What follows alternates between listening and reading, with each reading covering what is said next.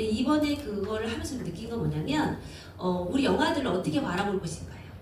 제가 기존에 사실은 제 거 TDI 기존에 쓰던 거 원장님들 쓰셨고 쓰신 분이 계시거든요. 좋다고 하는 것 중에 하나가 부모 자녀 상호작용 수준이었어요. 그러니까 우리가 놀이 중심을 하면서 상호작용 수준 봐야 되잖아 라는 표현을 많이 썼거든요. 그걸 실질적으로 한번 부모한테 질문을 해보자. 그래서 그 부분을 계속 제가 강조도 많이 했고 다른 검사들 그냥 발달만 봅니다 이렇게 말했었는데 실제로 그 발달만 봅니다 라는 거 안에 우리는 이런 걸 더 봅니다 라고 해서 제가 이걸 이제 EBS에서도 개발할 때 강조를 했었고 실제로 그렇게 만들었어요. 그런데 이번에 혹시 개정 표준교육과정 가면서 제일 조금 단어 중에 아니면 어휘 중에 생각나는 거 있으세요? 들으신 원장님들? 학습 또요? 배우 경험 네 읽기 네네 지금 자 혹시 안 들으신 원장님들은 우리 그 어떻게 이거를 이제 이해하실지 모르겠는데 우리 0세에서 1세 이런 영화들을 가장 어리고 유능한 학습자라고 명칭을 바꿨습니다. 그리고 실제로 여기에서 학습이 이루어지기 이전에 이 교사들이나 원장님들이나 이런 우리의 어떤 역할이 뭐냐면 아이들이 놀이를 통해서 무엇인가의 놀이를 통해서 할 때 배움을 읽어라 해요. 배움을 우리가 읽어야 되고 당연히 이제 배움에 대한 거 제공을 하죠. 학습에 대한 거 제공하죠. 그래서 배움을 읽고 배움에 대해서 지원하고 확장하고 배움을 평가하는 거예요. 요게 사실 큰 틀인데 이 배움이라는 게 무엇이냐 학습을 일으키는 거죠. 그래서 학습이 일어나게끔 하는데 이 아이들이 가장 어리고 유능한 학습자라는 거예요. 그래서 우리가 볼 때는 조금 말이 바뀌어서 그래 교육적 차원에서 바뀌었나 보다 이렇게 이해할 수 있지만 아주 어린 영영아 같은 경우는 조금 우리가 좀 놀랬죠. 왜냐면 우리가 기존의 아이들과 놀이하고 상호작용하면서 자연스럽게 보았던 것들을 다 학습을 일으켰다라고 평가를 해요. 다 배움이 일으켰다 이렇게 평가를 하기 때문에 평가를 쓰는 것에 대해서 단조롭게 좀 만들어 놓긴 했어요. 그래서 너무 많이 쓰라는 건 아니고 기존의 상호작용 수준을 평가했던 이제는 배움이 어느 정도 되고 학습이 이루어진 것에 대해서 써라 평가제에 지금 그래서 평가제에 대한 부분이 조금 매뉴얼이 덜 돼서 지금 그걸 준비하고 있어요. 그래서 어떻게 보면 상호작용이라는 표현이 많이 쓰여지지 않습니다. 네, 배움, 학습, 그죠? 지원 이렇게 해서 배움을 읽는다는 표현 아까 원장님이 맨 마지막에 얘기해 주셨거든요. 저도 그게 되게 와닿았어요. 배움을 읽고 우리가 관찰을 잘해야 되는 관찰자 입장을 좀 많이 강조했다. 요게 이제 제가 이번에 보니까 좀 변화된 거예요. 그래서 어떻게 보면 이 검사지도 이번에 이제 부모님들하고 같이 아니면 아이들의 지금 현재 상태 발달을 점검하기 위해서 이걸 쓰실 거거든요. 아니면 이제 이거에 대한 부분이 이제 어떻게 적용할까에 대한 부분을 했을 때 그 이전에 제가 개발했던 거에는 언어 발달은 따로 해야 된다고 생각했어요. 그래서 인지 발달에 대한 부분이 있었지만 언어 발달이 없었거든요. 그래서 그 부분을 추가했어요. 추가해서 언어 발달을 넣어서 아이들에 대한 부분을 점검을 했고요. 대신 아까 앞에서 계속 말씀드린 상호작용에 대한 수준은 저희가 이제 배우셨잖아요. 아동발달 상담사시잖아요. 이런 어떤 전문가들이나 우리의 어떤 알 수 있는 이 영역에서 지도를 해주시는 교사의 입장에서 이 정도 수준을 우리가 다른 어떤 발달의 관계하고 연결시켜서 충분히 상호작용은 우리가 조금 읽어줄 수 있어요. 그래서 이번에는 상호작용이 빠졌습니다. 그래서 새로운 UTDI는 상호작용은 빠졌고요. 그 다음에 발달에 대한 부분을 좀 더 정교하게 대신 정서 발달에 대한 부분을 조금 세분화시켜서 아이들이 어떤 어려움이 있는지 불안이 높은지 과잉행동이 있더라도 실제로 아이들은 과잉행동을 해야 되는 거죠.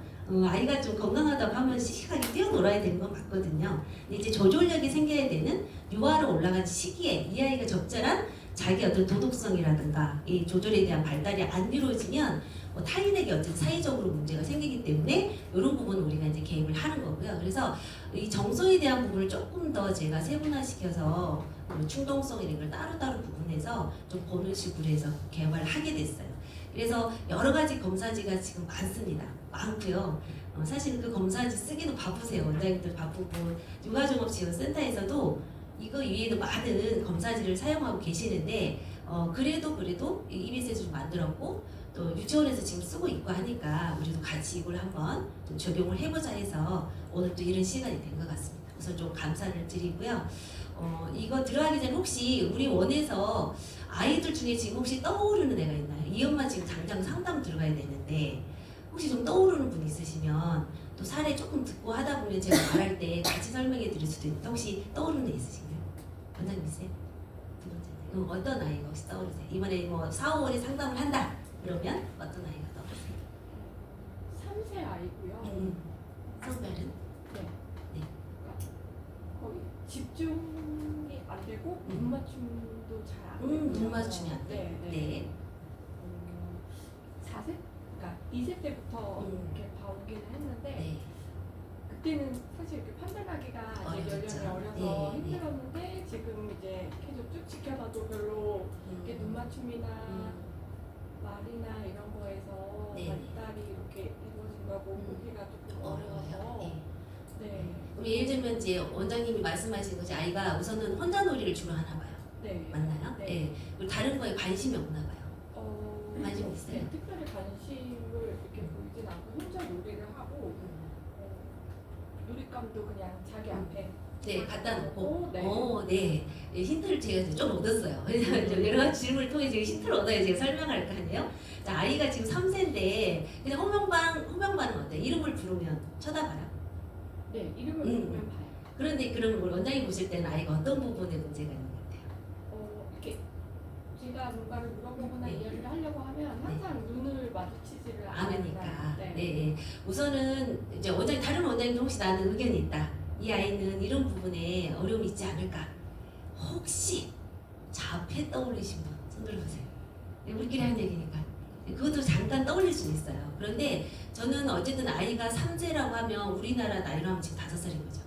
맞죠? 그러니까 이 정도 수준이 되면 아이가 유아의 이제 어떤 발달에 대한 기본적인 것이 이루어져야 되는데 이 부분이 조금 어려워하는 것 같다. 특히 아이가 지금 혼자 놀이 할 때 아까 이제 자기 앞에 이렇게 다 갖다 놓는다는 표현 들으셨어요? 내 이거 다 내 거야 이거잖아요. 그러니까 자기 중심적이고 자기 거에 대한 이제 자아가 생겨서 내 거에 대한 이제 소유욕이 생긴 거예요. 근데 이거를 적절하게 다른 친구들과의 어떤 놀이나 상호작용이나 관계 안에서 이거는 내가 가져가도 될 것 같아. 이거는 친구가 놀아야 될 것 같아 하는 것에 대한 어떤 기준에 대한 양육의 경험이 덜하다는 거죠. 더군다나 지금 1년 됐대요. 어린이집에서 1년 됐으면 뭐예요? 이미 다 적응이 했었어야 되잖아요. 그런데도 불구하고 아이가 자기가 하고 싶은 것에 되게 몰두하고 혼자 놀이를 좀 즐겨하는 거는 이제 양육 중에서 엄마하고 아이하고의 애착을 좀 점검해 봐야 돼요. 그러면 이 애착을 왜 점검해야 되냐면 지금 자칫 잘못 혼자 놀고 뭐 별로 반응도 없다가 갑자기 뭔가 자기가 원하는 게 생기면 막 고집스러운 행동을 하고 막 이런 걸 보이고 언어보다는 이렇게 행동으로 많이 표현하면 좀 당황하시는데 저희가 그전에도 말씀드렸지만 유사 자폐라는 거. 자폐처럼 혼자 놀고 사회성도 쭉 떨어지고 눈 마주침 절대 안 되고 그럼 이런 아이한테 어떻게 보면 이게 자폐의 무슨 촉이나 이렇게 경증 이런 거 이렇게 보시는 분이 있는데 사실은 양육의 어려움으로 이 아이가 내가 어떻게 해야 될지 모르는 수준에 대한 부분이라고 좀 보여지거든요. 그래서 이 유사 자폐가 다른 말로 우리가 반응성 애착장애예요. 그래서 애착에 대한 부분이 아이가 제대로 형성됐는지 좀 먼저 봐야 돼요. 그래서 한번 제가 나중에 설명드릴 때 이제 그런 부분을 같이 조금 점검하시면서 이 검사로도 가능한지 좀 같이 보시면 좋겠습니다. 자, 지금 이제 조금 앞에 설명을 제가 부연 설명을 좀 더 드린 건 지금 변화되고 있다는 거예요. 네, 그리고 앞에서 지금 잠깐 우리 같이 오신 우리 연구원분들이 하신 얘기가 4세 고시, 7세 고시 이걸 연구해 봐야 된다. 요즘 사교육에서 무슨 7세 고시, 4세 고시가 나와서 지금 아이들이 지금 너무 어려움이 많다. 그런데 어떻게 보면 표준교육과정 지금 개정된 것이 학습과 이 배움이란 말이에요. 배움을 일으키는 거거든요. 배움을 일으키게 하는 상호작용 놀이가 지금 필요한 건데 근데 이런 부분을 봤을 때 어떻게 보면 이제 학습 쪽이라는 말이 많이 쓰이겠구나. 우리는 교육하는 사람이잖아요. 교육이. 그런데 이 교육하는 사람이 이제 어떤 교수법을 쓰는지도 중요하지만 학습을 일으키게 하기 위한 적정한 수준의 학습에 대한 우리가 교육을 시켜야 돼서 이게 이제 중요한 시대가 됐구나. 그러면 이 발달에 대한 부분을 봤을 때 저희가 점검이 끝나고 나서도 이런 쪽 관련돼서 이제 기존에는 제가 계속 상호작용 수준 얘기를 많이 했단 말이에요. 근데 예를 들면 기본생활 습관이 어디가 있냐? 이건 없으니까 우리가 안 된다라고 보이콧했단 말이에요. 그런데 이 사람들이 웃으면서 말했단 말이에요. 이 안에 녹아 있습니다. 배움 안에 다 자연스럽게 녹아 있습니다. 기본생활 습관을 따로 하진 않습니다. 이렇게 말해서 저희가 네 이렇게 할 수밖에 없는 구조였어요. 그래서 어쨌든 1, 2월 달에 짧지만 원장님들 교사 일부는 받았습니다. 그래서 이 교육 받고 이제 앞으로 그런 방향을 봐야 되는데 그럼 언제 하냐고 제가 물어봤을까요? 안 물어봤을까요? 물어보시죠. 네, 서울시 보육청 쟁점이 있다 보니까 제가 물어봤습니다. 언제 또 하냐? 왜냐면 우리 보수교육에도 면제하라고 했으니 언제 또 그럼 하실 거냐 했더니 아직은 예산이 없답니다. 네. 근데 아시죠? 예, 갑자기 하반기에 추경이 되면 또 할 수도 있습니다. 왜냐면 이건 중요하기 때문에 누구는 받고 누구는 안 받고 아무리 영화반 선생님 아니라 해도 같이 알아야 그건 아니도 같이 지금 통합수업도 하는데 이건 있을 수 없다. 그래서 예산이 부족한 건 알겠으나 그 부분도 함께 이루어져야 된다라고 지금 저희는 말하고 있는 거고요. 아시다시피 요 근래 조금 나라가 조금 어수선했잖아요. 그래서 그런 부분도 아마 같이 영향을 준 것 같아요. 그래서 예산이 편성이 안 될 거라는 생각은 안 하지만 좀 늦춰지고 있는 게 좀 안타까운. 그래서 저희가 그런 부분에서 발달을 조금 정확히 이해해야 이 아이들이 지금 요 시기면 요 정도 해야 되는데 왜 안 되지에 대한 부분. 그리고 또 하나 제가 그 전에 교육할 때고 다르게 표현하는 것 중에 하나가 경계선이라는 표현을 없앨 거예요. 자, 우리는 그때 그 아래 경기도 중에 좀 작은 시가 있었는데 저 아래쪽 수원 아래쪽으로 한번 경기도 육아종합지원센터장이 홍센터장이랑 같이 전수조사를 한 적이 있어요. 그때 우리가 주제가 뭐였냐면 경계선 아이들, 경계선 영유아 아이들에 대한 지원을 위해서 전수조사한다고 했어요. 그게 여주시인가 봐요. 그런데 거기를 전수조사를 다 했어요. 그때 당시에. 그래서 아이들이 지금 이 정상과 비정상의 어떤 구분을 짓는 경계인데 여기에 어떤 거는 정상 범주에 가 있어. 그런데 어떤 영역은 뭐예요?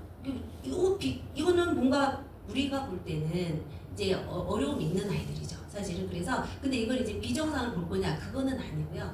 어려움이 있고 아이들이 발달상에 지금 문제가 보인다라고 하는 아이들에 대한 통계를 냈습니다. 그래서 실제로 이렇게 육아종합지원센터에서도 이게 센터장님들도 적극적으로 하고 거의 전국에 다 이 사업이 퍼진 이유가 이제 코로나 때문에 그런 것처럼 생각은 되시죠?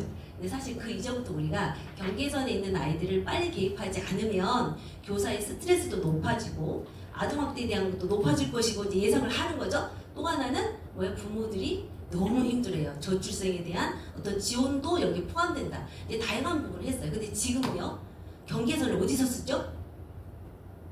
많이 들으신 분. 나 여기서 경계선 얘기 들었다. 센터. 예. 경계선. 혹시 경계선 지능 느린 학습자 들어보셨어요? 초등학교에서 기초학력이 이제 1학년 2학기 올라가면 기초학력 테스트 다 하거든요.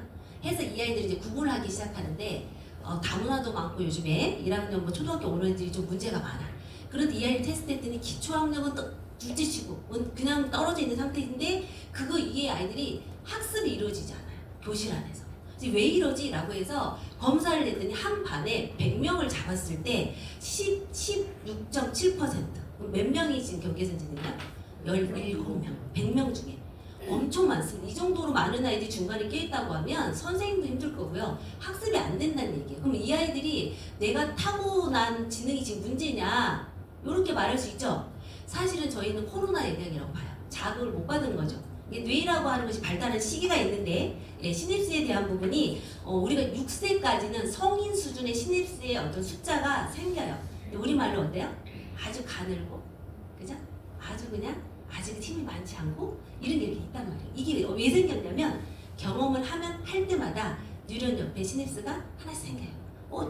저꽃은 뭐야? 이거 또 하나 생겼어요. 자, 이거 개나리야? 하나 또 생겼어요. 어때요?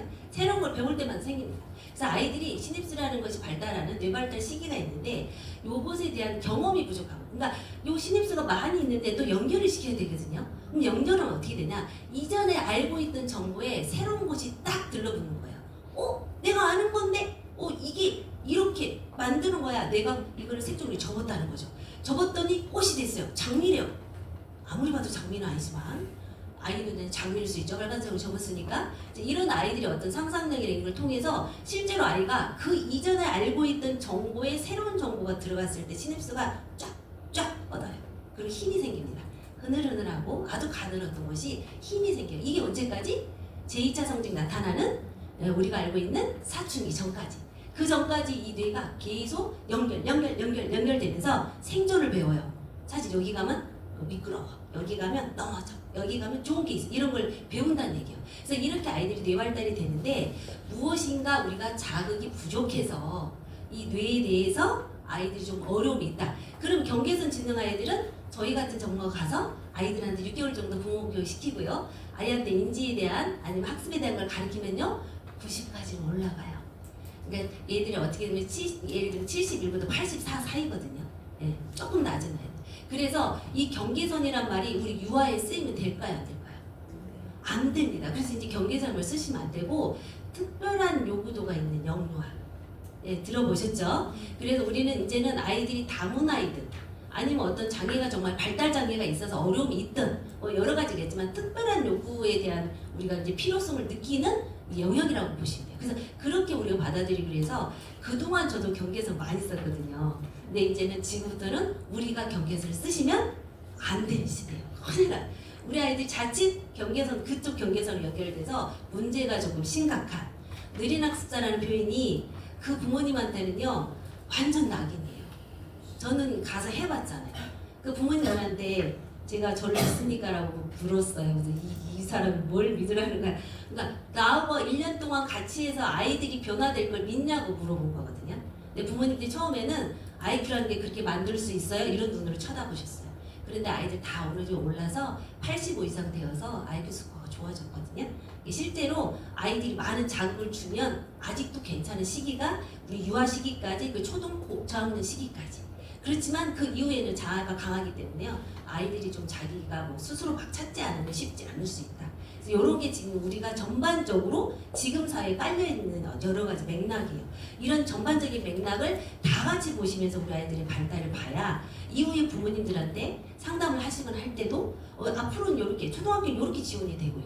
다문화가 너무 많고 또 이 아이들 문제로 봐야 돼요. 사실은 우리 아이 지금 원장님 아까 잠깐 얘기했잖아요. 이 아이 내향일 것 같아요. 우선 기술적으로. 그 내향에 대한 부분이 이 아이들한테 어떻게 학습에 영향을 줄까 좀 고민해 보시면 이 내향인 아이들이 학습이 이루어지게 하려면 우선은 눈부터 봐줘야 돼요. 자기가 자기 안에 있는 걸 좀 이해를 하고 이 타인이나 세상을 둘러보는 게 기질적으로 봤을 때 내향이거든요. 이 아이들은 자기가 괜찮아야 남도 괜찮다고 생각하는 아이들. 외향인 애들은요. 외향인 애들은 자기 먼저 안 봅니다. 외향인 아이들은 주변부터 살펴요. 타인부터 봐요. 그렇다 보니까 엄마가 우울증이 있으면 이 애가 순한 기질이야. 근데 이 아이는 엄마한테 맞추라고 노리죠. 그냥 엄마가 슬프면 이 아이는 엄마가 슬퍼. 그럼 나는 오늘 웃으면 안 돼. 왜? 우리 엄마가 슬프니까. 자기를 먼저 기준으로 삼지 않고 타인을 좀 기준으로 본다는 얘기죠. 그래서 아마 아이가 혹시라도 이제 내향이면 이 아이가 자기를 돌아보면서 지금 상황을 인지하게끔 해줘야 돼요. 그래서 좀 천천히 뭔가 하시는 그런 게 좀 필요할 것 같습니다. 자, 여기까지는 이제 우리끼리 이제 약속도 몇 가지 했고요. 쓰지 않을 용어랑 조금 이해되셨을까요? 원장님들? 맞죠? 네, 우리 이렇게 앞으로 하기로 해요.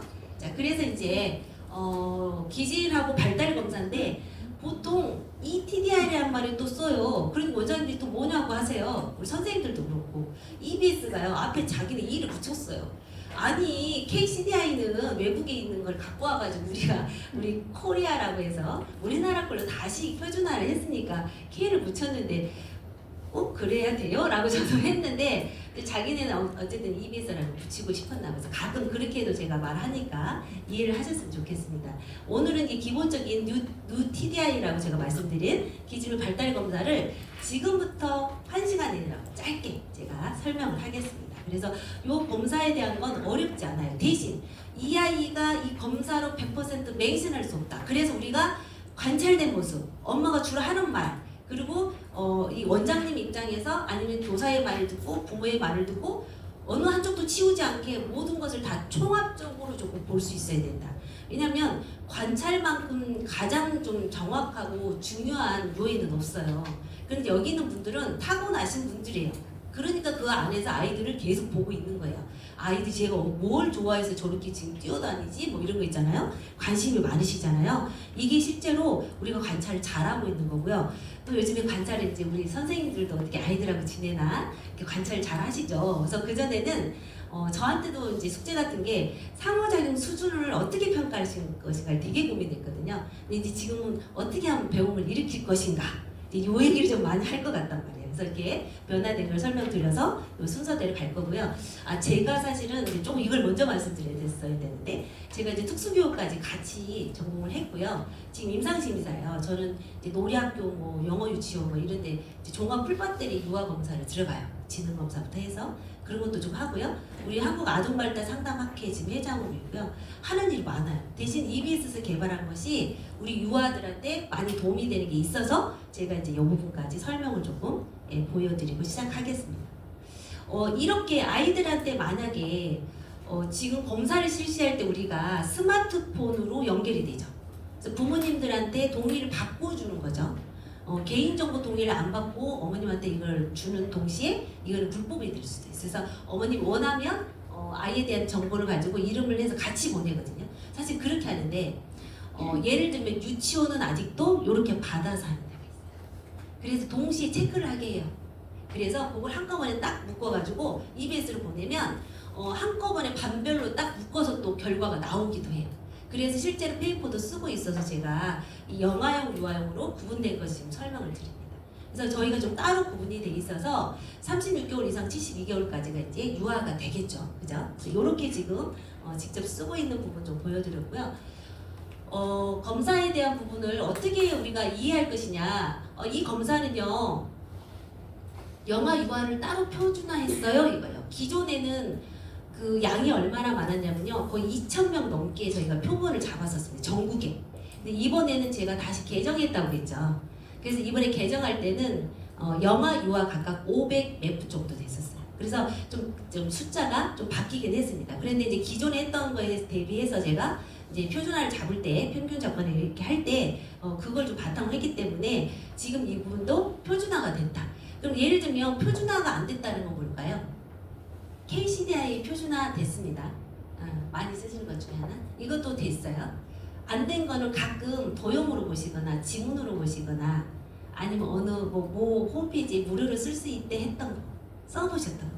그럼 표준화가 왜 뭐 어떤 차이가 있길래 표준화하고 비표준화 문제가 있어? 라고 생각하시면 좀 쉽게 설명드리면 비표준화된 거는 여기 있는 분한테 했어요. 아이라고 할게요. 했어요. 검사를 엄마를 통해서 했고 또 그 다음에 그때 나왔던 결과를 보고 다른 사람은 또 했어요. 옆에 가서. 그럼 이 두 사람을 비교할 수 있는 기준이 없어요. 그때 다르다는 얘기예요. 그래서 표준화라는 것은 어디에 가서 하든지 그 같은 연령대에 같은 성별을 가진 아이들은 비슷하게 나오는 수준입니다. 그 수준을 여러 번 저희가 반복적으로 다시 점검하고 다시 점검하는 4가지의 신뢰성 척도를 다 하고요. 그다음 타당성에 대한 부분도 확보했을 때 저희가 이 검사는 요 연령의 기준으로 맞습니다라는 표를 써요. 그래서 기준을 잡으려면 표준화된 걸 써야 된다. 그래서 우리가 보통 어디 가면 만족도 조사 하잖아요. 그거는 비표준화된 설문지. 이해되시죠? 그럼 다 다르죠? 만족도 조사가. 근데 우리는 이제 표준화된 걸 쓰면 이 아이들이 어디에 있었든 간에 부산에 있든 어쨌든 간에 그 아이하고 서울에 있는 아이를 같이 비교할 수 있습니다. 그럼 우리 아이가 일반 연령의 발달 연령이 벗어났네? 이렇게. 대신 이제 경계선이라는 말보다는 이 지원 범위인지 어떤 범위인지에 대한 걸 좀 쓰셔야 됩니다. 그리고 코로나 때 제가 이제 많이 검사를 했거든요. 그때 12,000명을 서울시청에서 이제 같이 했고요. 그럴 때 저희가 중요하게 봤던 것이 이 발달에 대한 부분을 현장에서 원장님이나 이 같이 이렇게 일하는 교사 선생님들이 감당이 안 될 정도다. 심각하다. 그때 코로나에서 더 심각했고요. 그래서 저희가 이제 서울아이 발달센터 생겼고요. 그 다음에 제가 알기로는 하나와이 발달센터 생겼고요.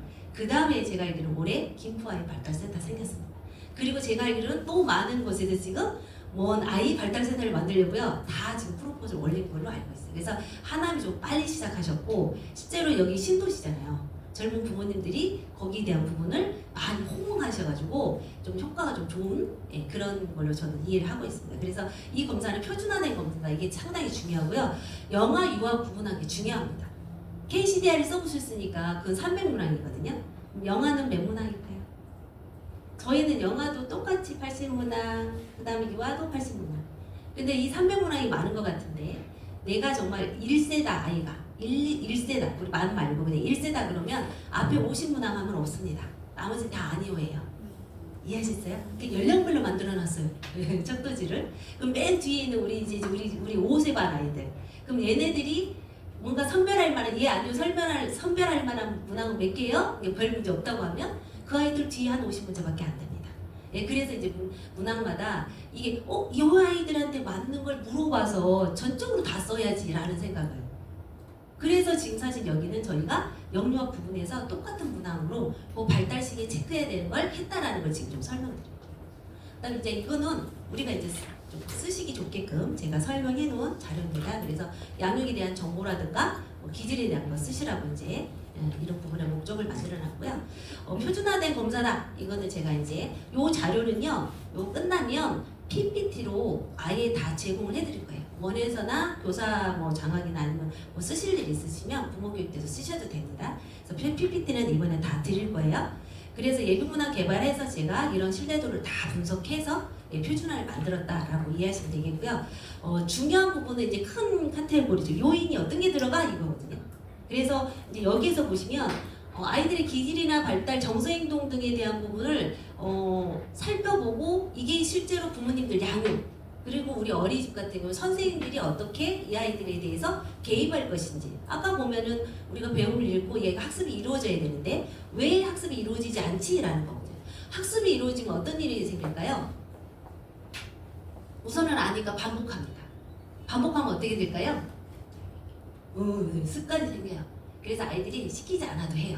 이게 학습을 일으켜서 자기화시키는 거죠. 그래서 이런 부분에 대해서 해야 되는데 여기 보시면 기질 특성에는 4가지 기질이 있습니다. 많이 보셨죠?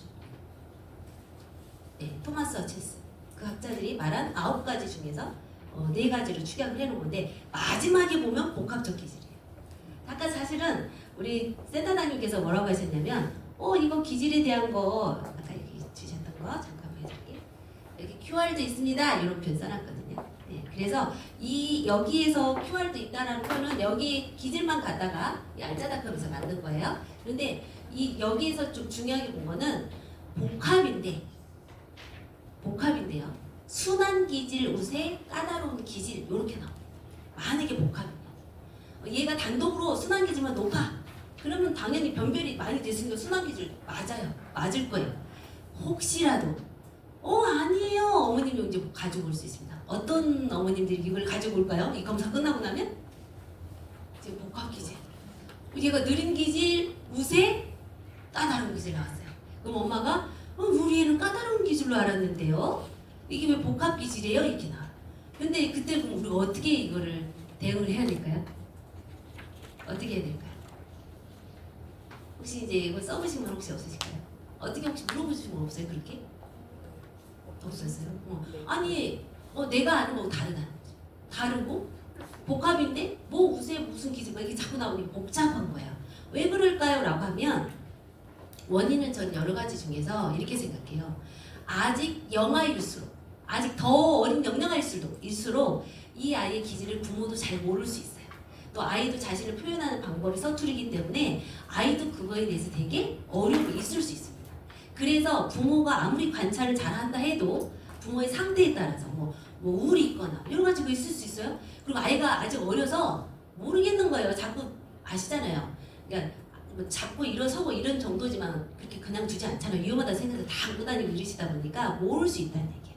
근데 저희가 최소한 유아 3세 이상 올라가면 그때부터는 어느 정도 아이의 기질적인 부분이 보여진다. 자, 어머님 와서 좀 다른 것 같아 이 말 하면 저희는 그렇게 그러시죠 어머니 그렇게 보이셨어요. 결과가 이게 다르게 나와서 조금 당황하실 수 있겠네요. 근데 이거 누가 했죠? 그래서 이렇게 말하시면 안 돼요. 제가 말한 것처럼 깐족하시면 안 되고 그래서 어머니 그러셨어요 라고 하고 사실은 이게 부모 보고식이잖아요 어머니. 그러니까 어머님이 아이의 행동이 관찰된 모습을 수준별로 이렇게 체크를 하셨단 말이에요. 그런데 어머님이 요 근래에 와서 조금 이런 모습이 많아져 갖고 좀 걱정스러운 분은 더 조금 높게 했을 확률이 있다. 그렇다 보니 이게 서로 이제 변별이라는 건 그러니까 이 3가지의 기질을 순서적으로 봤을 때 숫자가 높은 것을 찾는 거예요 사실은. 문항은 계속 여기에 관련된 걸 이제 똑같은 문항으로 만들어 놓은 상태고 많이 벌어질수록 딱 단독 하나가 나오고요.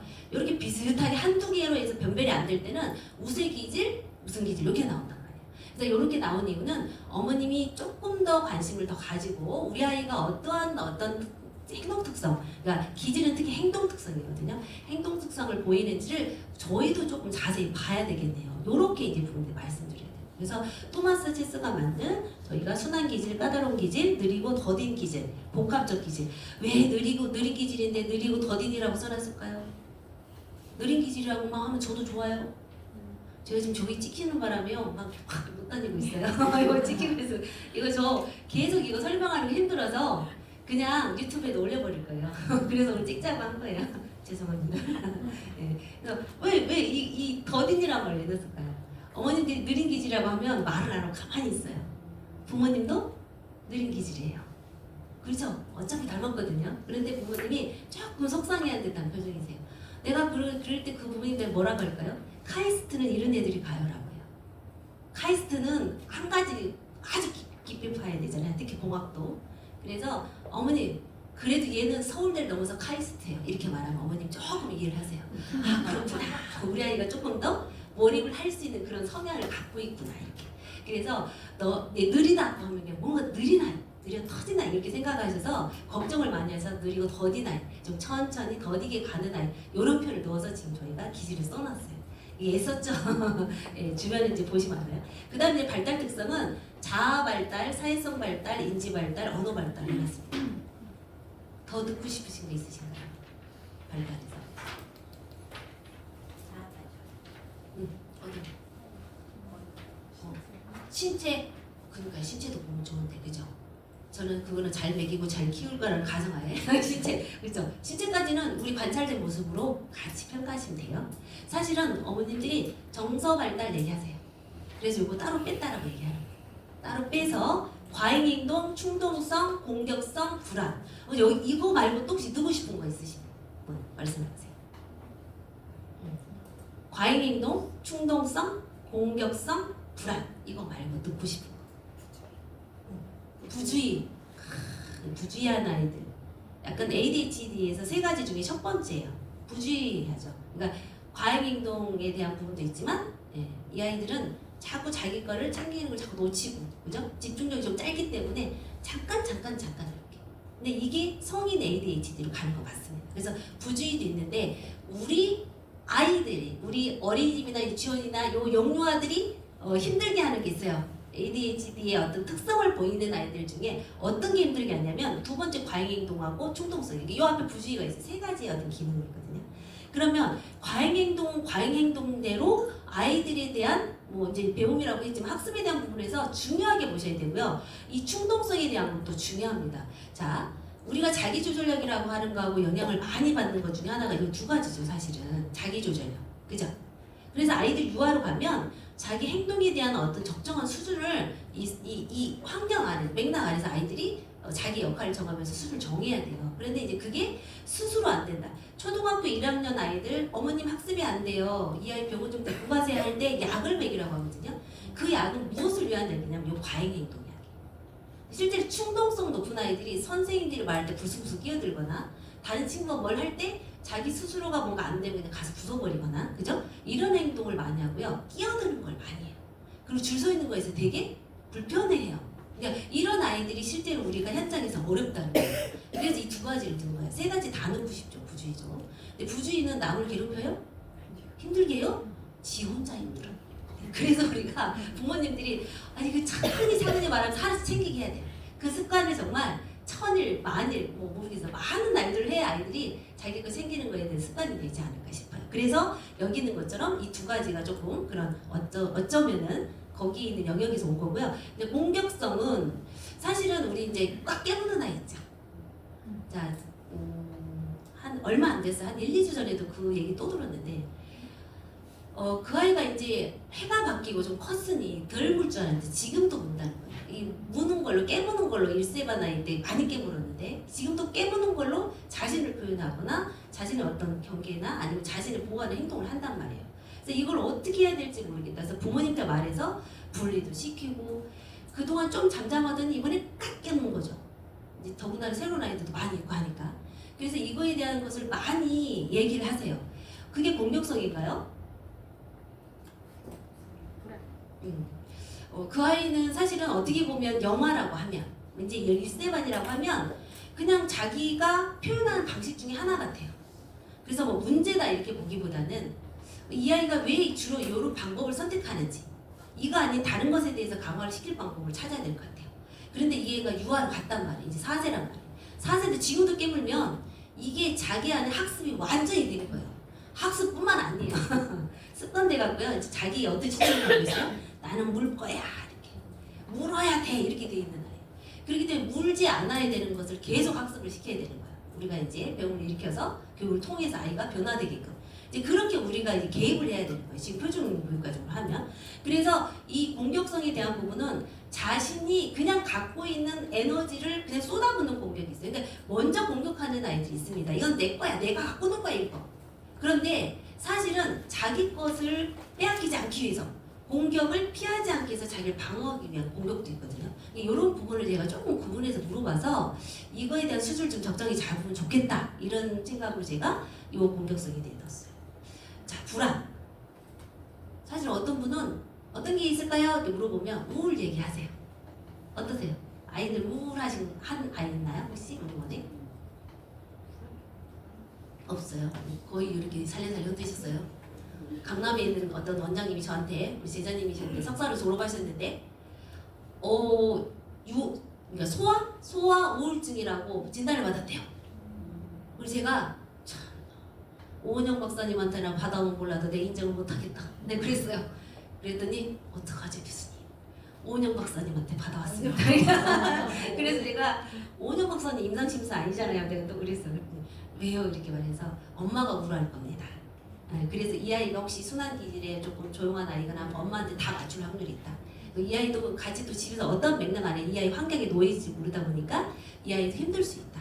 그리고 결국 좀 더 지켜봐라 그랬더니 조용하고 수줍어하고 뭐 하면 되게 막 부끄러워하고 막 되게 힘들어한대요. 그리고 실제로 아이가 찡얼찡얼 되는 거예요. 뭐 할 때마다 이래죠. 이래죠. 그리고 어쨌든 팔짱권에 이게 없는 거예요. 사실 KCDI에서 이걸 대표적으로 거르는 문장이 있거든요. 아이가 슬퍼 보인다. 근데 부모 보고식이죠? 누가 체크했어요? 부모가 내 아이가 슬퍼 보인대요. 슬퍼 보이는 영유아가 어디 있습니까? 이 아이들은 태어난 이상에는 다 호기심 막 있던 만큼 막 내재적 동기 이만큼 막 낙천성 이만큼 인간으로 살려면 자기가 그거를 최대한 발휘해야 원하는 걸 갖고 오기 때문에요. 아이들이 그렇게 성장하게 돼 있어요. 그런데 중요한 건 얘가 슬퍼 보인대요. 이걸 어떻게 봐야 돼? 엄마가 슬픈 거죠. 엄마가 보는 세상이 슬픈 거죠. 그래서 사실 임상심리사가 이 정신건강 심리에 대한 검사를 해서 사인을 하는 전문가입니다. 이제 우리 오은영 박사님은 약 쓰는 분이세요.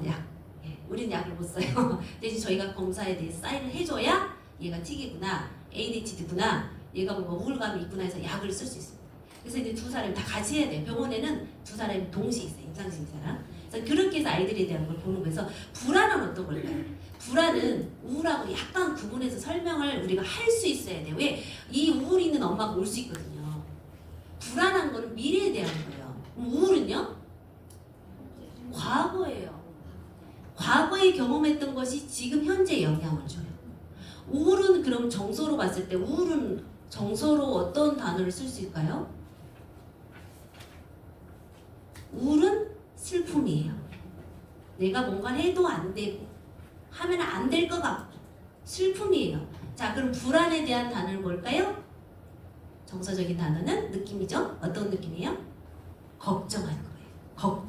걱정 불안 이런 표현 쓰죠. 그래서 미래에 대해서 일어나지 않을 건데 내가 엄마한테 혼날까 봐, 내가 이렇게 하면 내 걸 뺏길까 봐, 내가 이렇게 하면 선생님이 날 미워할까 봐, 이런 걱정이 아이들이 계속 갖고 있는 거예요.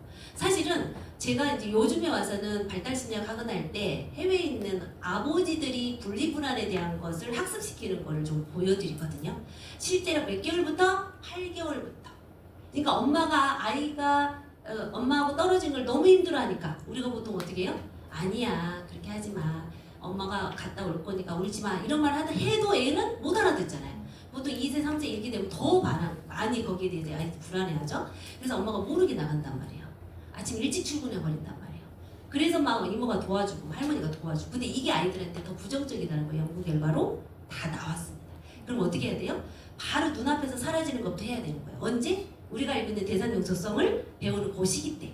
그래서 아이들이 감각운동기 때부터 뭔가 떨어지는 연습을 해야 되는 거예요. 그걸 일부러 하면서 딱 그 말을 했을 때 갔다가 딱 지키는 모습을 계속 보여줘야 되는 거예요. 몇 개월부터요? 빠르면 8개월부터 하라고 돼 있습니다. 그래서 아이들에 대한 것을 집에서 어머님들이 어떻게 얘가 놀래요. 뭐 우리 애 또 이것 때문에 내가 어디 갈까봐 더 불안하면 어떻게 해요? 아니요. 학습시키는 거라니까요. 근데 지금 어떻게 보면 표준 개정교육과정이 약간 학습, 배움 이런 말이 우리는 더 쉬운 것 같아요. 앞으로. 그 전에 모호하게 막 놀이다, 뭐 상호작용 수준이다 이런 표현이 좀 모호했거든요. 오히려 얘가 배움을 하게 되는, 일으키는 거예요. 그래서 아이가 갔다가 오는구나. 이걸 계속 반복적으로 보여주고 뭐 쓰레기 버리러 갈 때 가장 좋은 이제 기회죠, 기회. 엄마가 쓰레기 버리러 간다는 걸 어렸을 때 계속 보여주면 이 아이는 나중에 오는 걸 아는 거죠. 그러면 불안이 덜해요, 미래에 대해서. 그런데 우리가 그거와 전혀 상관없이 발달하고 있는 중이라는 거를 조금 알게 하는 불안이 있어요. 자, 우리는 애착 외상이라고 하는 거, 애착 어렸을 때 부모님과 준 신뢰감을 갖고 이제 이걸 봐야 되는데, 얘기 불안이라는 게 있습니다. 분리 불안이라는 게, 그죠? 그러니까 앞으로 일어날 거가 일어날 일이 아닌데도 아빠가 출장 간다고 울어요, 얘가. 그냥 울어요? 경기 일으키듯이 울죠? 와, 싫다고. 왜? 왜 울어? 아빠 멀리 가면 다칠 것 같아요. 이런 자기만의 미래에 대해서 이런 아이들은 발달 잘하고 있는 거예요. 왜 그러냐면 상상력이 이제 생기는 시기거든요. 5세 이상 되면. 그리고 떠올리는 거예요. 아빠가 자동차를 타고 가는데 내가 혹시라도 내 책에서 누가 뭐 넘어져서 다쳤어요. 자동차가 꽝 부딪혀서 이런 말 들으면 어때요? 거기 아빠가 있는 거예요. 그러니까 아이가 상상을 통해서 떠올리고 불안해하는 게 이불이에요. 미래 일어나지 않는 거를 아이가 스스로 뭔가 지각하고 그렇게 일어날 거라고 상상을 해서 나온 거예요. 그래서 이런 것도 자연스럽게 있을 수 있다. 그래서 이 불안에 대한 것은 아이들이 적정하게 경험하는 것은 이 발달이 중요합니다. 그래서 이렇게 해서 큰 틀에서 세 개 이제 다 알려줬죠. 다 알려줬어요.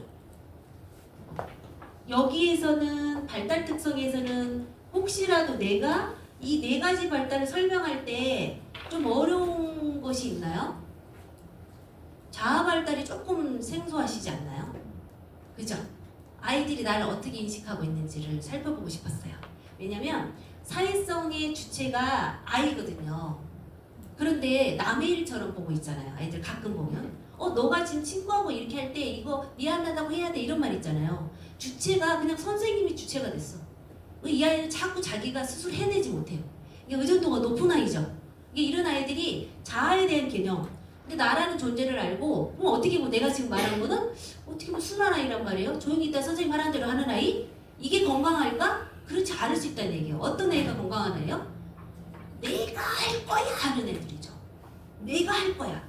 내가 할 거야 하는데 중요한 건 이 상황에 맞게 해야 되는 거죠. 환경. 그건 맞아. 그런데 지금 여기에서는 그렇게 하는 거 아니야. 근데 이거를 이제 하나씩 훈육을 통해서 알려줘야 되는 거예요. 그래서 사실은 요 발달에 대한 부분 다 연결돼 있어요. 자, 하나 더 여쭤볼게요. 가장 많이 제가 물어보는 질문인데 말 더듬는 아이는 이거 중에 어디가 문제예요?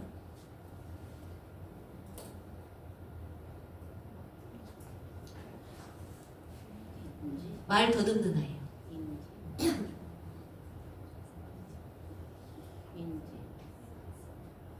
아니, 이거 상품을 걸까요? 스타벅스 소주가? 네, 한번 말해주세요. 말 더듬는 아이는 어느 영역에 속한 거예요?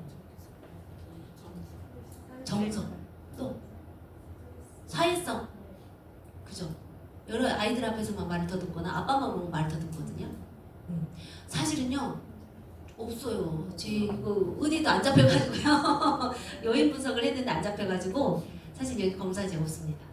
예, 발 더듬는 아이는 없어요. 근데 이제 하도 제가 말을 많이 해서 질문을 하세요. 뭐 언어가 떨어져 있으면 혹시 어디 좀 상황에 따라서 말을 더듬거나 말을 잘 하는 것에 대해서 조금 아이가 어려움이 있나요? 이렇게 물어보시면 돼요. 말 더듬는 게 사회성에도 포함되고 정서에도 포함되고 언어 발달도 포함되고 인지 발달도 포함돼요. 여러 가지 다 같이 연결돼 있다 보니 요인 분석이라 해서 우리가 통계를 돌려서 우리가 이제 모으는 작업을 할 때 웃기지 않아요, 우리말로. 그래서 실제로 어려움이 있어요. 그래서 사실은 이 안에서 제가 설명을 다 한 거예요. 뒤에 나와 있는 거는 쭉 그냥 보면서 거기 중에서 중요한 포인트만 말씀드릴 거예요. 자, 여기까지 혹시 지금 기질 특성에서 4가지 보는 거, 발달 특성에서 4가지 보는 거, 정서 행동 특성에서 4가지 보는 거. 그닥 어렵진 않으시죠. 왜냐면 요 페이지를 요 페이지 말고 뒤 페이지 잠깐 볼게요. 요 페이지를 사실은 조금 인쇄를 하셔서 다음에 이제 PPT 드릴 거잖아요. 앞에 놓고 조금 보고 계셔야 돼요. 왜냐면 아는 것 같지만 갑자기 부모님하고 얘기할 때는 요 요인들이 생각이 안 날 수 있어요. 그리고 요거에 또 하위 요인이 있어요. 자, 그걸 보려면 요걸로 갖다 놔야 되거든요. 자, 실제로 이제 문항수예요. 기질에 대한 거 30문항, 발달 특성, 자아 발달, 사회성, 인지, 언어 발달에서 30문항. 사실 언어 발달, 인지 발달, 사회성 요 아래도 또 하위는 있어요. 언어 발달에는 수용 언어, 표현 언어, 그죠? 그다음 사회성 언어가 있어요. 그리고 아이들 발음에 대한 부분이 있습니다. 문법적인 거. 그래서 그 부분도 언어 발달에 다 들어가 있어요. 그래서 여기도 30문항. 그다음에 정서 행동 특성도 20문항. 그런데 앞에 없었던 게 있습니다. 혹시 보이세요? 앞에 있는 문제. 한번 좀 읽어주시겠어요? 네, 두 가지. 첫 번째는요? 스마트폰 사용 시간, 수면 시간, 하루 수면 시간. 네, 요거 알고 싶지 않으셨어요? 이걸 알아야 말을 하죠. 네, 아이가 학습 이루어지려면 스마트 사용 시간 너무 많으면 어떻게 해요? 아이들 뇌 발달에 영향을 줍니다. 어떤 영향을 주죠? 어떤가요? 뇌 발달에 영향을 준대요. 뇌가 아까 신입사 얘기하니까 뭔가 저런 걸 보면 많이 배우는 거 아니에요? 이렇게 할 수 있는데요. 사실은 생각하는 뇌가 활동을 안 해요. 그래서 아이들이 좀 전두엽이 활성화되어 있지 않는다. 그러면 뭘 하냐? 뭔가 어떤 시각적인 거, 청각적인 거에 계속 노출되어 있는 상태. 거기에 좀 몰입되어 있는 상태. 은지원이라고 하는 가수였죠? 탤런트 나는 거. 그 사람이 자기가 천재인 줄 알았대요. 네. 2박 3일을 잠을 안 자고 게임을 했대요. 그럼 그 사람은 우리가 뭐라고 진단했죠? 그때 TV에서? ADHD. 그리고 어떻게 중독성. 그러니까 도파민이 막 나오는 거예요. 도파민 조절 못할 정도까지 흥분을 해버렸어요. 그래서 이 사람이 잠을 안 자도 괜찮았었어요. 그걸 다 때려 부시고 다 이제 그 게임에서 성공하니까 어떻게 된 거예요? 아, 내가 이제 끝났다고 잤다는 거죠. 자기는 그래서 그게 몰입을 깊숙이 해서 천재가 된 기분? 이렇게 좀 느꼈나 봐요. 그런데 그렇지 않아요. 그러니까 뭔가 자극을 준다는 얘기예요. 자극을 주면 호르몬이 나옵니다. 그래서 우리가 잠자려면 잠자야 되는 자극을 만들어줘야 되잖아요. 약간 전국정 같은 얼굴 빛에 이런 불을 등을 끼고 그다음에 소리 같은 것도 낮추고 그렇게 해야 내가 아이들이 잠잘 만한 모드로 가는 거지. 불 켜놓고 저쪽에 TV 보고 그 소리 들리는데 아이 재운다는 건 있을 수 없는 거잖아요. 그것처럼. 그래서 스마트폰은 사실은 아이들이 그걸 보고 뭔가를 배우는 것도 일으킬 수는 있어요. 아주 작다라는 거예요. 근데 이때 무엇을 하냐면 아이들이 이거에 대해서 노출이 계속 되고 나서 자기가 느끼는 느낌에 대한 것을 명확히 몰라요. 그러니까 이 아이가 많이 스마트폰에 노출돼 있고 내가 무슨 짜증내고 할 때 부모님이 그 짜증낸 그 기분이나 그 상황을 이해시켜주고 모델링을 하거나 이 아이한테 학습을 일으키는 게 아니고 이 부모님이 스마트폰을 줌으로써 그걸 해결을 해버렸단 말이에요. 그러니까 아이들은 갑자기 새로운 것이 빵 나오니까 어떻게 돼요? 반응이 나온 거예요. 도파민이 나오면서 이거야 이렇게 돼버려요. 그러면 지금 있었던 이 뭔가 불편한 진실에 대한 내가 어떻게 행동을 하거나 어떻게 언어로 표현해야 되는 걸 부모님이 자극을 주지 않았기 때문에 이 아이는 이거 해결이 안 된 상태예요. 그러면 이런 일이 계속 반복되는 거예요? 계속 짜증내죠. 짜증내는 게 아니고 이렇게 해야 돼 라고 부모님한테 말씀하셔야 되는데 이제 그게 그렇게 되지 않는다. 그러면 이 아이는 짜증낸다라고 하는 정서로 표현하는 것이 익숙할 수 있어요. 사실 언어를 배우면 어떻게 해야 돼요? 생각을 통해서, 그죠? 언어를 통해서 나의 욕구를 계속 관철시켜야 되는데 그게 아니고 짜증내는. 근데 부모님도 뭐예요?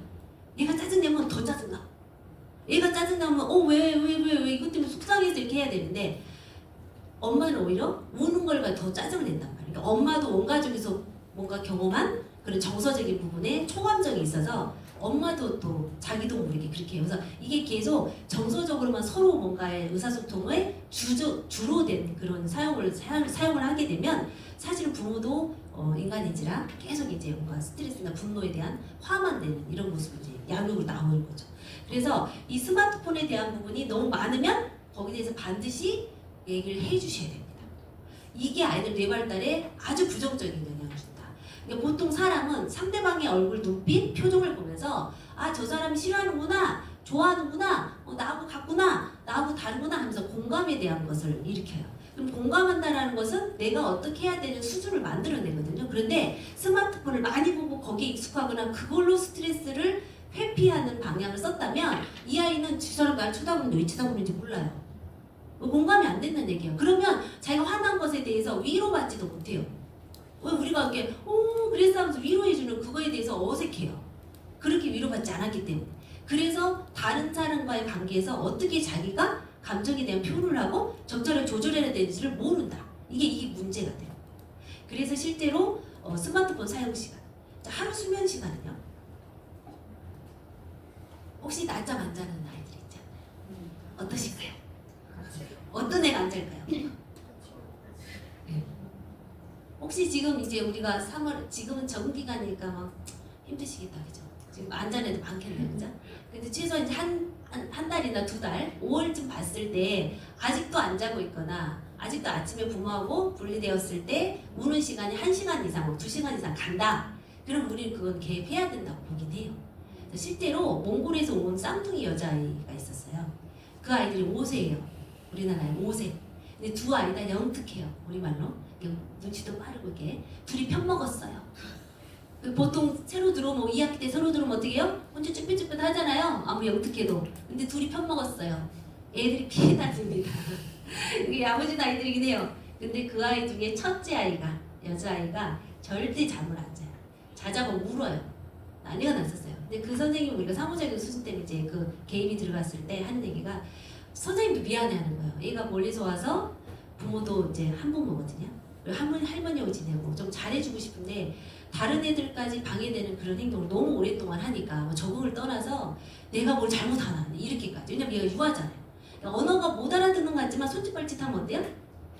다 통해요. 네, 그것 때문에 얘가 언어 때문에 그런 건 아니다. 그리고 이제 관찰된 걸 좀 찍어 와봐라. 뭐 그 다음에 올 때 같이 얘기를 해서 2주째 됐을 때 제가 그 얘기를 했어요. 그냥 언어로 친구들과 있는 사이에서 이 상황에 대한 걸 아이하고 같이 한번 토론해봐라. 이게 토론이니까 다른 아이 얘기를 들어보라는 얘기예요. 그런 생각 못했대요. 항상 분리시켰지. 이 아이가 영특하다는 거에서 힌트를 얻어서 한번 해보세요라고 했어요. 왜냐면 다문화도 좀 많고 해서. 그런데 선생님이 그 다음에 주에 왔는데 그때 이제 메타버스 안에서 이제 우리끼리 상담할 때였거든요. 무슨 너무 좋아하는 거예요. 무슨 일이세요? 그랬는데 아이들 친구들한테 우리 친구가 올 때 어떻게 생각되는지 다 말하게 했대요. 반 친구들한테. 그러니까 이 아이가 무슨 소리인지 모르지만 싫어 뭐 안 했으면 좋겠어 막 이러잖아요. 그 아이는 자기 표현한단 말이에요. 그런 상황에서 이 친구가 어떻게 해줬으면 좋겠으니까 안 울었으면 좋겠대. 그래서 친구 좀 다독여주자고. 울지 마. 위로의 말도 하고 선생님도 할 수 있겠어 이러고. 막 스티커 뭐 2개 주던가 막 5개 빵빵빵빵 붙여주고 막 이렇게 이제 한 거예요. 그래서 진짜 이렇게 했으면 좋겠어. 괜찮겠어. 그렇게 꾸덕이더래요. 그래서 정말 그리고 이제 낮잠 시간 돼서 자자 아까 선생님이 말한 거 알지? 약속했지? 그래서 해볼 거야. 그랬더니 꾸덕이더래요. 근데 안 울었어요. 바로. 이게 어떤 거냐면 적절하게 우리가 이 아이가 지금 알아들을 수 없는 상황인 건 알지만 다문화니 어려울 거다. 그러니까 우리가 그냥 선입견을 먼저 갖고 있었던 거죠. 그 주변 친구들이 그거 원한다는 거. 그럼 큰 아이 혼자 이러는 거잖아요. 그래서 작은 아이한테도 계속 말했어요. 옆에서 이렇게 같이 토닥토닥 해주라. 그래서 지네끼리 편먹는 애들이니까. 그래서 같이 위를 좀 하고 그 상황에서 생각보다 아무렇지도 않게 안 울어버리고.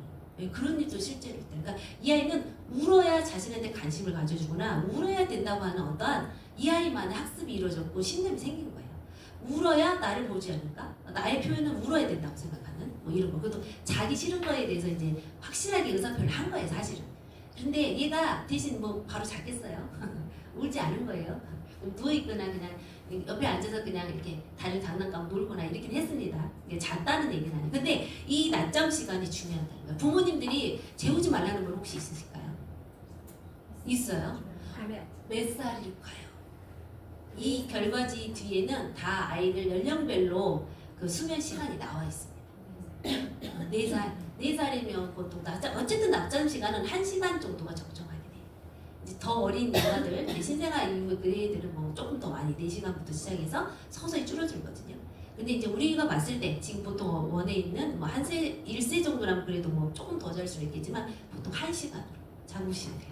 그래서 그걸 안 잤을 때 아이가 오히려 발달에 더 영향을 준다.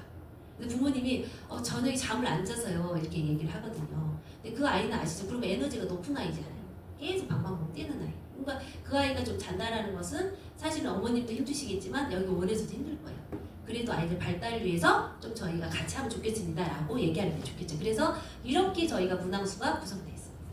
지금 말하면서 제가 설명을 많이 드려서요. 어떻게 보면 특정 내용이에요. 여기까지만 알면 뒤의 내용은 딱 결과 나오고 나서 사실은 해석하는 부분이거든요. 그래서 그거는 우리가 한번 눈으로 정독하고요. 어머님 오시기 전에 아니면 선생님들하고 장악하기 전에 그때 내가 정독하면 되는 정도의 내용이에요.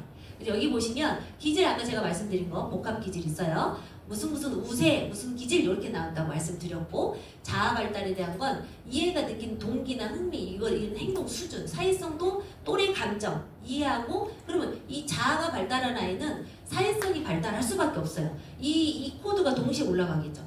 왜냐하면 나라는 존재를 알아야 나를 빗대어서 친구하고 비교를 해요.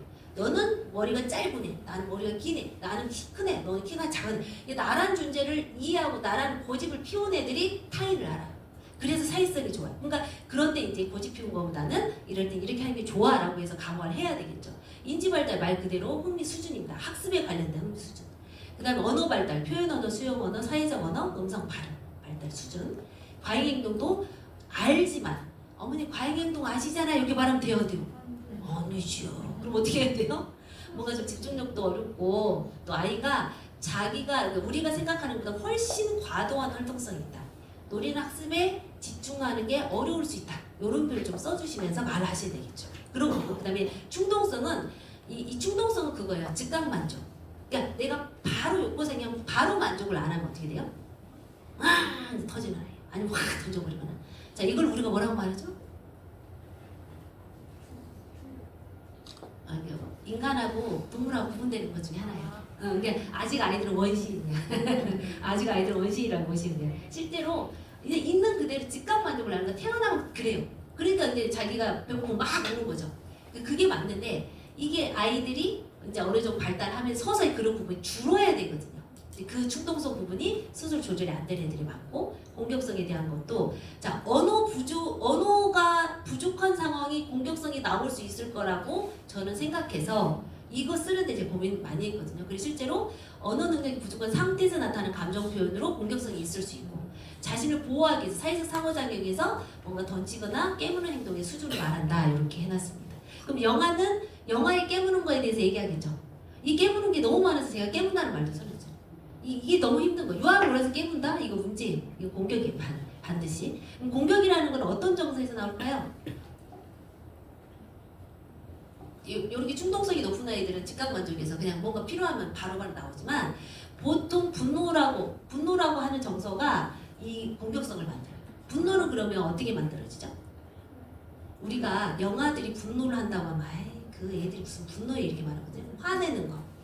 이 분노라는 정서는요. 아주 단순해요. 하지마. 거기 앉아있어. 움직이지마. 통제하면은 분노라는 정서가 생깁니다. 그러니까 내가 뭔가 가는 길을 방해할 때 내가 엄마의 젖을 먹어서 막 지금 배고프니까 즉각만 막 해야 되는데 안 나오면 깍 깨무는 거. 이거 공격이잖아요. 이 공격성이. 그러니까 내가 지금 원하는 거를 원하지 못할 때. 그런데 이제 유아로 갈수록 자꾸 통제할 때. 우리 요즘에 새로 현대 부모님이 양육태도 중에 그 잔디깎기 마음이 있거든요. 여러 가지 마음이 많은데 빗자루 마음도 있고 많은데 전 잔디깎기 마음만 얘기할게요. 잔디깎기 마음이 뭐예요? 잔디가 어떻게 해요? 착 자르죠. 이게 뭐예요? 딱 맞춰서 조금 더 잘하면 막 맞추죠. 이 아이가 거기에 맞춰 있어요? 있으니까 잔디깎기 지금 당하고 있는 거예요 아이가. 지가 하고 싶은 거 한다기보다는 부모님 원하는 대로 해요. 착착착착 각을 맞춰서 딱 잘한다. 이 아이가 반듯하게 잘한다. 도덕성도 통제하고 모든 행동을 통제하고 아이가 하는 학습에 대한 것도 통제를 하고. 그래서 이 아이가 하버드를 갔어요. 하다 보니 갔어요. 하버드대를 똑똑해서. 하버드대 졸업하고 제일 먼저 한 말이 뭘까요?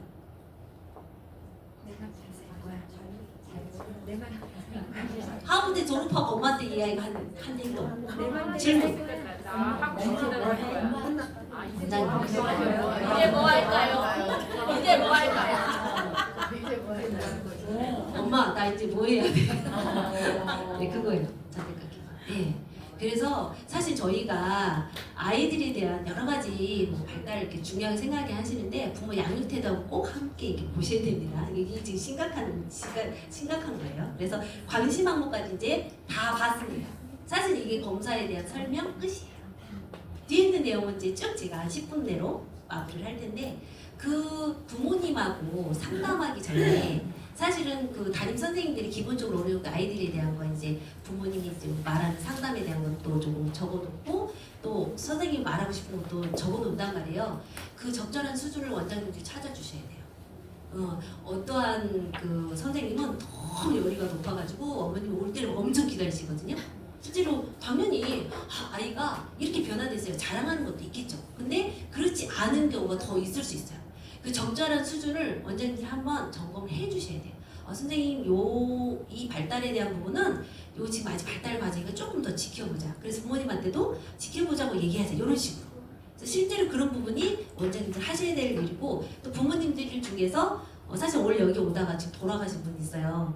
강남으로 다시 넘어가신 분인데 그분도 부모님이 지금 선생님하고 지금 대립관계여서 안 가면 안 되겠다고 그래서 오늘 들으러 왔다가 지금 갔습니다. 근데 그런 일도 있는 이유가 적정한 수준으로 우리 선생님이 담임 선생님이 잘 찾아서 이야기하면 좋지만 생각보다 어렵다는 거예요.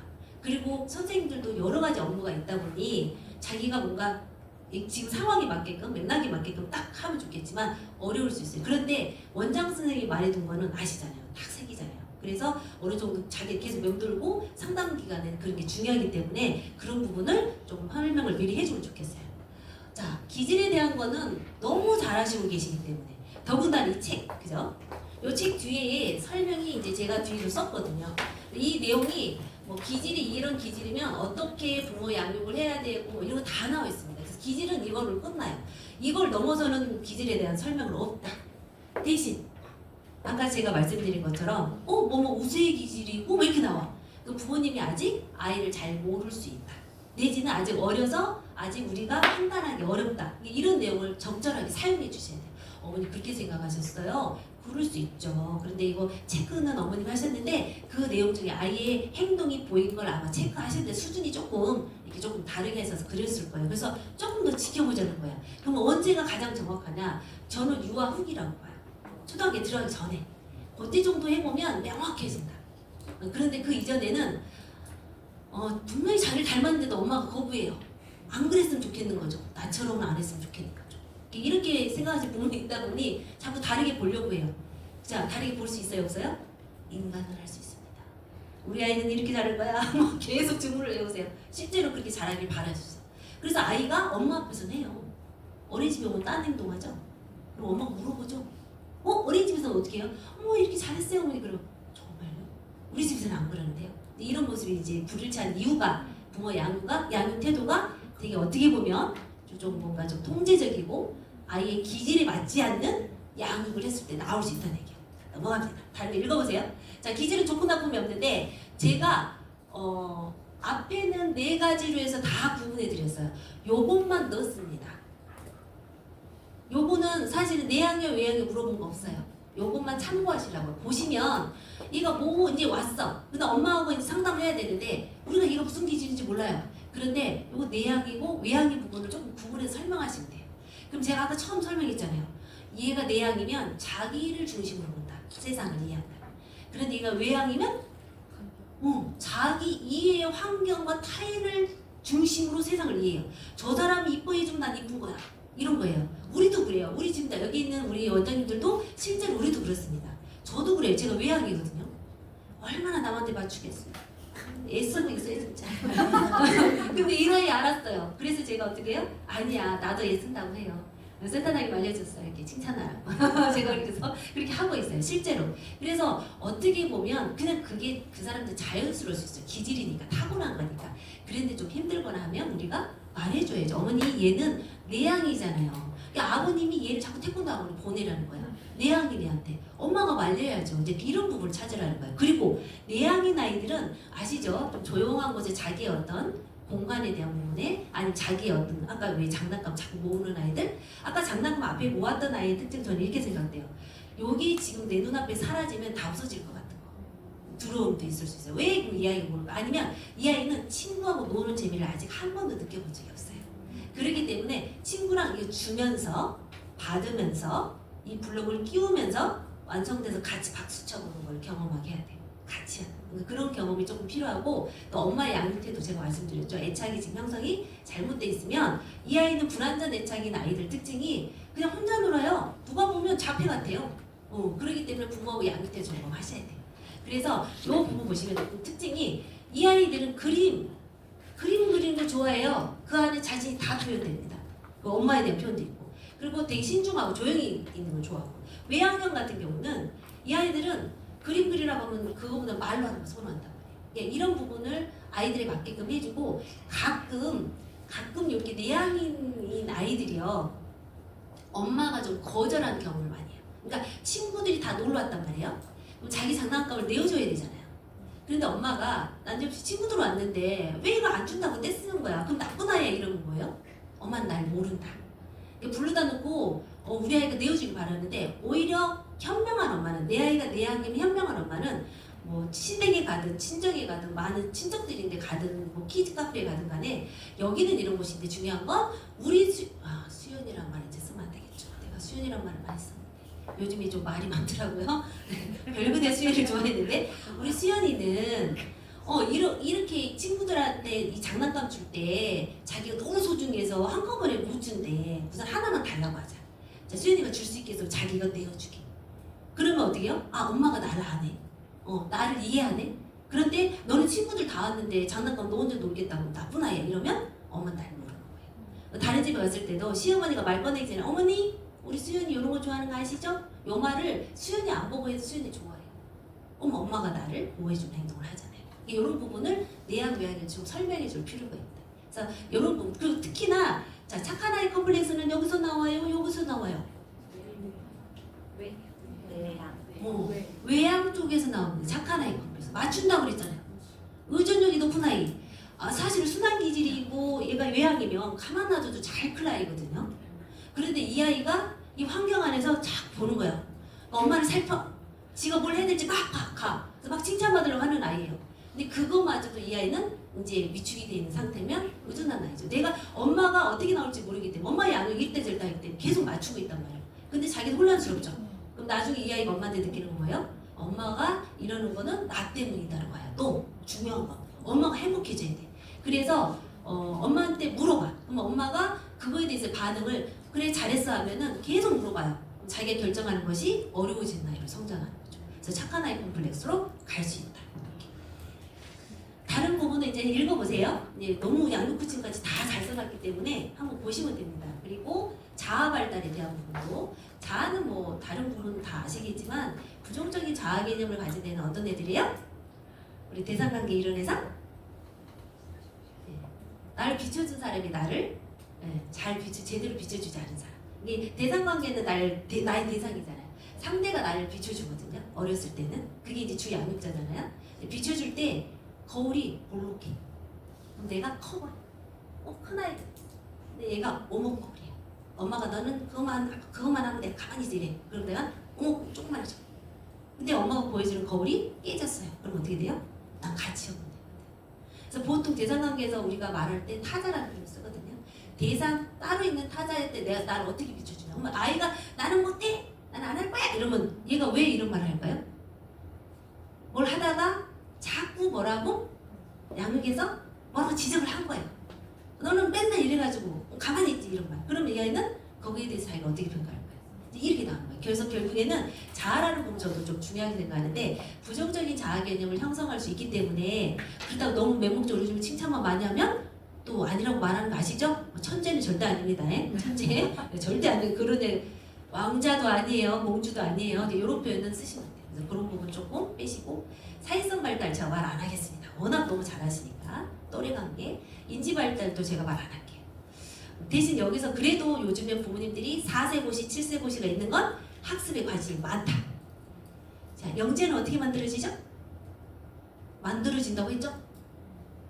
2000번 하면 영재예요. 한 가지를. 2000번 시켜서 그걸 따라하면 영재 안 될 수 없어요. 근데 그걸 따라하는 애들 많지 않아서 영재도 한정적인 거예요. 어쨌든 이렇게 어머님들이 우리 아이가 영재가 아닐까 해서 자꾸 검사도 하시고 좋은 거 많이 들으려고 하니까 이 기질 말고도 다중지능 검사도 있거든요. 그런 걸 가지고 자꾸 장점을 어머님들 말해주시는 게 훨씬 아이들한테 좀 좋은 양육을 할 수 있다. 언어 발달도 말씀 안 드리겠습니다. 과잉행동 제가 아까 설명 다 했어요. 충동성이나 지도 어떻게 하라는 거, 공격성도 다 설명했습니다. 그래서 요게 이제 결과지 나중에 결과지 보여주면 이제 끝납니다. 이게 이제 관심 항목 2개만 보여드리려고 하는 거예요. 이렇게 하루에 스마트폰이 2시간 25분이는데 그럼 어떠한 문제점이 일어나는지를 써 있어요. 요걸 그대로 정독하신 다음에 부모님한테 알려주시면 되고요. 그 다음에 요거는 아이들이 어떻게 그러면 이 스마트폰에 대해서 조절을 시킬 수 있냐. 이제 또 노출이 많이 되어 있잖아요. 그럼 아이들 시간 제한을 하거나, 근데 미국 수학과학계에서도 이렇게 말하고 있고요. 대체 놀이를 제공하거나 부모가 모델링하거나 상호작용 중심의 콘텐츠를 써라.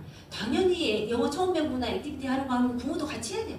놀면서 아시죠? 요렇게 하라는 거예요. 요게 이제 우리 양육 방법이고, 낮잠 자는 시간이 9시간 30분입니다. 얘가 이제 몇 개월인지에 따라 달라지는 거예요. 그래서 거기에 대한 연령별로 권장 수면 시간 주의사항이 있습니다. 이런 부분을 좀 참고하셔서 낮잠은 꼭 자라고 돼 있어요. 너무 길지 않도록 자게끔 해라 이렇게 해서 이게 결과지입니다. 이건 당연히 우리가 모바일로 거의 대부분 합니다. 이렇게 해서 하는 방법에 대한 게 좀 설명이 돼 있어요. 혹시 우리 원에서 쓸 거면 이렇게 쓰시고요.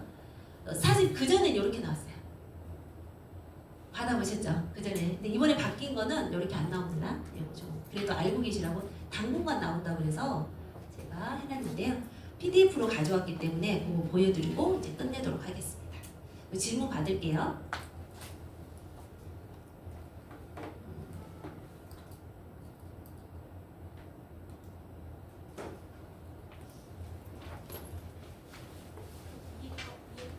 위에 거요? 네, 요거 하면 돼요. 네.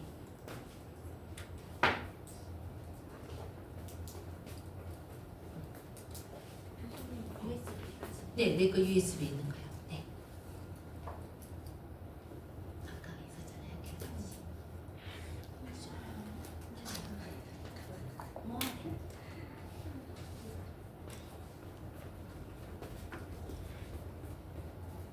EBS는 좀 노랗게 나와요. 이거보다 훨씬 노랗. 이거는 제가 스캔 뜬 거거든요. 이제 새로 나온 거고요. 노란색으로 나올 거고 케이스가 한 아이당 하나씩 다 케이스가 입혀서 나옵니다. EBS 거는. 걔네 왜 그렇게까지 하냐고 내가 그냥 뽑아서 쓰면 된다고 그랬더니 안 된대요. 그렇게 한꺼번에 반별로 아니면 어린이별로 이렇게 나와서 나오고요. 결과지 이제 우선 순서만 좀 보시면 이렇게 이 검사가 어떤 검사다. 그래서 이런 특징을 갖고 있다. 그리고 이제 이거는 유효성 판단이라서 신뢰도예요. 얼마나 응답률, 연속 동일 반응, 비일관성 여부를 해서 여기 결과가 나올 거예요. 이렇게. 그 다음에 이 아이들이 이제 어떤 부분을 검사했습니다 라고 해서 영역에 대한 표시를 이렇게 짧게 아까 있던 내용입니다. 해줬고요. 검사 해석할 때요. 사실 그전에는 지연 이런 표현 썼거든요. 근데 저희는 발달 장애 아이들 검사하는 거 아니잖아요. 그래서 서울아이 발달센터 그리고 이제 서울아이 발달센터에서 자기네들의 아이들에 대해서 판단해서 쓰는 기준을 갖고 왔어요. 자, 여기에는 지연이란 말 없습니다. 좋은 거는 양호, 우수예요. 매우 우수. 만약에 정서행동에 대해서 우리가 이제 역제점을 해서 왜 정서행동은 나쁜 거잖아요. 좀 문제행동이잖아요. 그걸 역제점에서 하면 걔는 매우 안정이에요. 정서행동이 조금 문제가 없을 땐. 근데 반대로 보시면 이제 경계선으로 옛날에 말했던 그 경계선을 아래로 보면 관심군하고 위험군으로 바꿨습니다. 그래서 관심을 더 가져야 되는 아이다. 평균보다 낮아. 그래서 이 아이들이 어떤 문제가 정서적인 문제가 조금씩 도드라지고 있어요. 그래서 관심을 갖는 거지 발달 장애로 보지 않습니다. 그래서 관심군이고 위험군은요 아무래도 전문가한테 가라고 하는 수준이에요.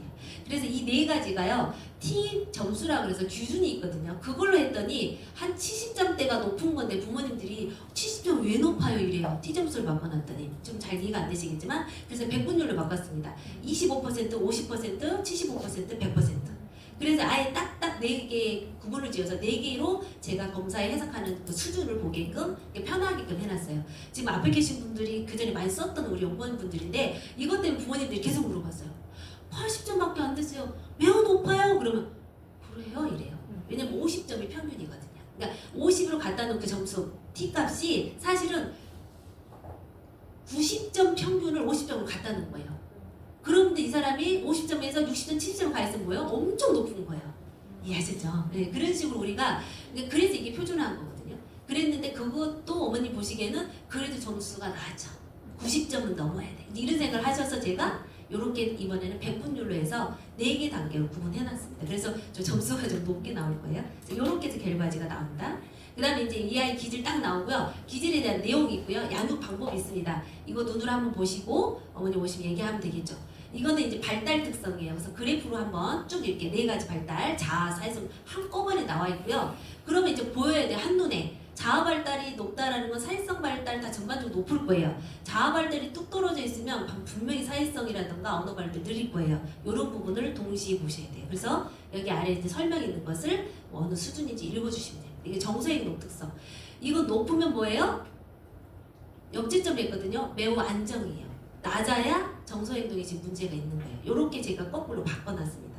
그래서 사실은 정서행동이라는 거 공격성이 높으면 안 좋은 거잖아요. 근데 그걸 점수를 반대로 바꿔놨다고요. 그래서 낮은 게 좋고 우리 다 똑같이 볼 수 있게끔 해놨습니다. 그래서 어떻게 보면 좀 단조로워졌고요. 눈에 한꺼번에 딱딱 영역별로 보여진다. 이게 이제 좋은 것 중에 하나고, 그 다음에 관심하면 2개 이렇게, 그죠? 이렇게 2개 있고 이렇게 해서 마무리가 됩니다. 8장입니다. 그래서 이렇게 해서 저희가 이제 기본적으로 이런 검사에 대한 결과지를 받을 수 있습니다. 그래서 케이스를 넣어서 보내준다는 거. 그리고 색깔은 훨씬 더 노란색으로 좀 나올 거예요. 그래서 지금까지 지금 제가 새로 나온 저희 이제 기질별 발달 검사에 대한 부분을 좀 설명드렸거든요. 혹시 질문사항 있으실까요? 이제 그래프가 높을수록 괜찮은 거라는 거예요. 네네. 사실은 발달은 높을수록 좋은 거잖아요. 그대로 높고요. 정서는 공격성, 뭐 이런 충동성 이런 거잖아요. 높으면 안 좋은 거잖아요. 근데 내가 역채점이랑 반대로 채점해놨거든요. 자동으로 반대로 해서 그래프가 올라가는 건 매우 안정. 여기는 매우 불안정. 이렇게 이해하시죠? 그래서 얘는 위험군 이렇게 가시면 되는 거예요. 그래서 반대로 바꿔놔서 그냥 있는 그대로 보시고 해석하면 오히려 쉽습니다. 그전에는 다 반대로 본 게 있어요. 아래다 써놨거든요. 땡땡 당구장 땡땡 해가지고 어떻게 했을까요? 정서행동은 문제행동이잖아요. 그래서 이거는 높으면 높을수록 문제행동입니다 라고 써놨는데 그걸 없앴어요. 그래서 아예 다 그냥 있는 그대로 보시면 되게끔. 그래서 해석도 그렇게 되어 있습니다. 네, 좋은 지적 감사합니다. 처음 보실 때는 분명히 그런 게 보여질 수 있어요. 그래서 어떻게 보면 좀 심플해졌고요. 더 명확하게 썼다. 그래서 좀 쓰시기에 좋으시지 않을까 하는 생각이 듭니다. 그래서 이음교육 할 때도 사실 이런 거 이제 다 써야 되고요. 제가 지금 뭘 쓰고 있냐면 생활기록부에 들어가는 거 아직도 완성 못했어요. 지금 입에서 달라고 해도 못 넣었는데 왜 그걸 달라고 하냐면 우리 이음교육에서는 앞으로 생기부가 들어갈 거예요. 이제 유아학교 가면 당연히 하죠. 당연히 하죠. 유치원에서 이거 쓰면 뭐예요? 당연히 이거 플러스 생기부에 적습니다. 이 결과를 보고. 그럼 우리도 이제 하셔야 돼요. 그래서 그 짧은 멘트를 써달라는 거예요. 처음에 시작하는 멘트. 이 수준에는 이렇게 시작하게 하고 뒤에는 이제 선생님들이 관찰되는 거 쓰고 이렇게 하는 지금 생기부 적을 그거를 지금 작성해 달아서 하고 있는 중이에요. 근데 지금 내가 유치원 걸 몇 가지 갖다 놓고 지금 보고 있거든요. 그래서 그런 부분이 이제 우리가 해야 될 일입니다. 그럼 교수님 검사하면은 검사지가 저렇게 온다는 거죠? 네, 옵니다. 그래서 딱 케이스까지 해가지고 맨 앞에 딱 뚫린 대로 누구 이름인지 무슨 어린지 누군지 딱 나옵니다. 어린이집 메카 활용을 하려면 지금 여기 이제 저희가 문의를 드리고 검사 코드를 받아서 네, 학부모님 드리면 그거 검사 코드 입력하고 이제 그걸 실시하시거든요. 네, 그러면 결과는 이제 어린이집에서 그냥 가입해서 하시면 어린이집이 이제 자기 아이들이 들어가면 우선은 볼 수는 있어요. 그렇지만 결과지는 종이로 이제 따로 보내줍니다. 어린이집이. 네. 그럼 지금 어린이집에서 가입을 해서 사용을 할 수 있는 그럼요. 네, 사용할 수 있습니다. 또 질문사항 있으실까요? 혹시 어려운 부모님 있으시면 요거 이제 마치고 따로 또 개인적으로 좀 상담 해드리도록 하겠습니다. 이제 마치도록 하겠습니다. 어유 긴 시간 강의해주신 우리 김상욱 교수님 능력 있는 교수.